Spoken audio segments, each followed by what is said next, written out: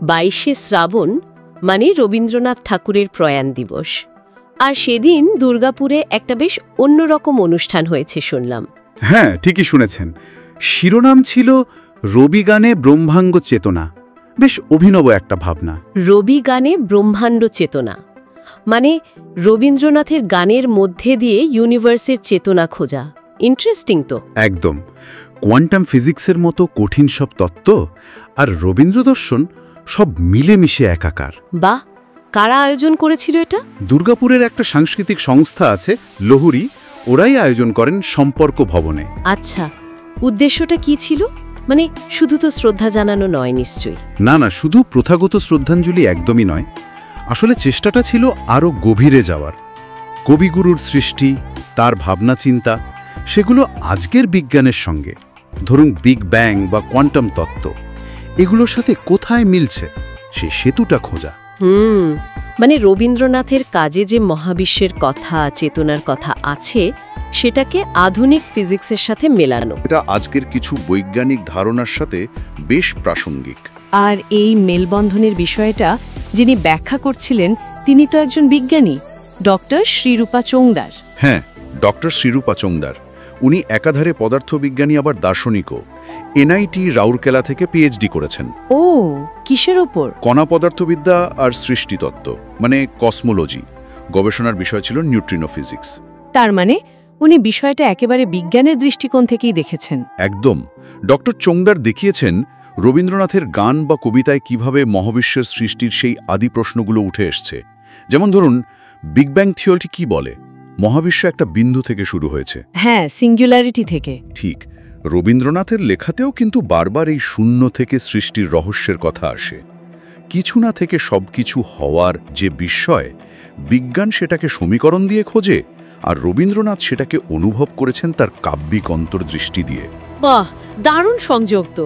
এটা নিছক সমান্তরাল নয়, তার চেয়েও বেশি কিছু। হ্যাঁ, দর্শনের একটা গভীর অনুরণন বলতে পারেন। আলোচনার মধ্যে একটা কসমিক ডান্স বা মহাজাগতিক নৃত্যের কথাও নাকি এসেছিল। হ্যাঁ হ্যাঁ, এসেছিল। আর সে প্রসঙ্গে সুইজারল্যান্ডের সার্নের নটরাজ মূর্তির কথাও ওঠে। সার্ন, যেখানে পার্টিকেল ফিজিক্সের সবথেকে বড় গবেষণাগুলো হয়, সেখানে নটরাজের মূর্তি। ঠিক। ওই নটরাজ মূর্তিটা আসলে মহাবিশ্বের নিরন্তর সৃষ্টি আর ধ্বংসের চক্রের একটা প্রতীক আর কি। ডক্টর চোংদার এই প্রতীকটা ব্যবহার করে দেখিয়েছেন আধুনিক পদার্থবিদ্যাও কিভাবে শক্তির এই রূপান্তর, এই সৃষ্টি ধ্বংসের কথাই বলে। ইন্টারেস্টিং। মানে মূর্তিটা শুধু একটা আর্ট নয়, ওর একটা গভীর বৈজ্ঞানিক ও দার্শনিক তাৎপর্যও আছে। একদম। বিজ্ঞান আর প্রাচীন ভারতীয় চিন্তার মেলবন্ধন হিসেবে তিনি ব্যাখ্যা করেছেন। আর এই সূত্র ধরে কি চেতনার আলোচনাটা এলো, মানে কনসিয়াসনেস, কোয়ান্টাম ফিজিক্সের সাথে কি সম্পর্ক? হ্যাঁ, এখান থেকে আলোচনাটা আরও গভীরে যায়। মানে রজার পেনরোজ বা নিলস বোরের মতো বিজ্ঞানীদের তত্ত্ব নিয়ে কথা হয়েছে। ও আচ্ছা, তারা তো কোয়ান্টাম ফিজিক্সের চেতনা বা পর্যবেক্ষকের ভূমিকার কথা বলেন। ঠিক। ডক্টর চোংদার সেই ভাবনাটাই তুলে ধরেছেন যে চেতনা হয়তো মহাবিশ্বের শুধু দর্শক নয়, এর গঠনেও তার ভূমিকা আছে। কোয়ান্টাম স্তরে পর্যবেক্ষকের প্রভাবের যে ধারণা, সেটারই দার্শনিক দিকটা।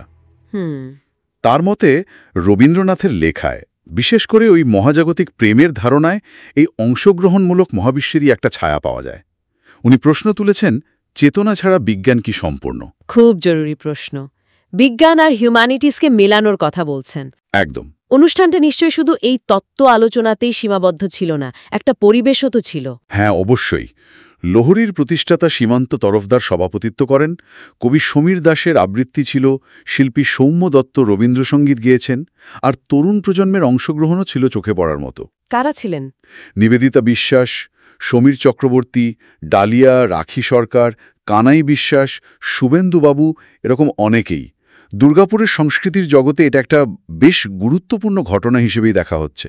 এই ধরনের উদ্যোগের তাৎপর্যটা কি?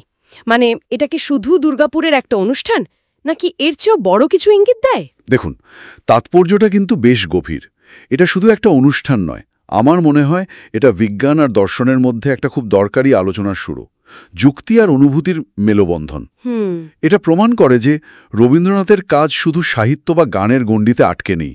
তার ভাবনা আজকের বিজ্ঞানের কঠিন প্রশ্নগুলোর সামনেও নতুন পথ দেখাতে পারে, মহাবিশ্বকে বোঝার জন্য একটা অন্য দৃষ্টিকোণ দিতে পারে। তাহলে যদি পুরো ব্যাপারটা একটু গুছিয়ে বলি, মূল কথাটা হলো রবীন্দ্রনাথের চিন্তা কতটা সময়োত্তীর্ণ, কতটা প্রাসঙ্গিক আজও, সাহিত্য, সঙ্গীত ছাড়িয়ে বিজ্ঞান, সৃষ্টিতত্ত্ব সব ক্ষেত্রে।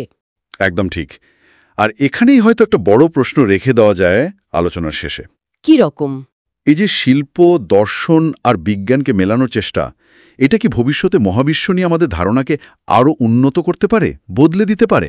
মানে আজকের বিজ্ঞানের যে বড় রহস্যগুলো, ধরুন চেতনার উৎস বা মহাবিশ্বের শেষ কোথায়, এগুলো সমাধানে কি এই শৈল্পিক বা দার্শনিক ভাবনাগুলো কোনো কাজে আসতে পারে? হ্যাঁ, ঠিক এই প্রশ্নটাই। এই ভাবনাটা না হয় শ্রোতাদের জন্য আমরা রেখে যাই, তারাও ভাবতে পারেন।